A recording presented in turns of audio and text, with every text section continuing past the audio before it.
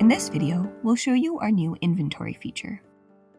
Once you log in to your My FeedFlo account and click on your barn, you'll see these two new tabs, Calibrations and Inventory. Click into Inventory. On this page, you can track your bin inventory levels over time, see upcoming deliveries, and check when your bins are projected to run empty.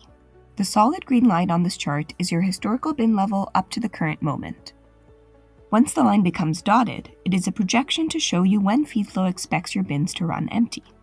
In this case, it looks like these tandem bins will be empty around October 1st.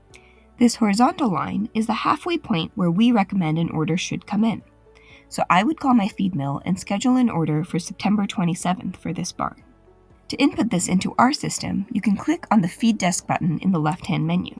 Then click on New Order. Say I have called my feed mill and placed an order to be delivered on September 27th. I leave the status as scheduled, update the schedule date to September 27th at 8 a.m., select my barn, and add a delivery for each bin that will be getting feed. F43 will get 12 tons, and 5FC will get 12 tons.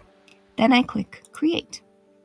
You can see the order has been created and is blue to indicate that it is still scheduled. Once the feed is actually delivered to the barn, I would click back into this order and set the status as delivered, then click Save. For now, to see how this scheduled order impacts inventory, we can go back to our barn. We now see a scheduled delivery for September 27th for both bin sets, and the updated projections showing that we will make it through to October 6th with this new order.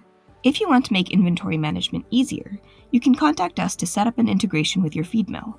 That way we can automatically update your delivery data in our system and recommend or even place your feed orders for you. If you are interested in this, please reach out to us via email to get set up.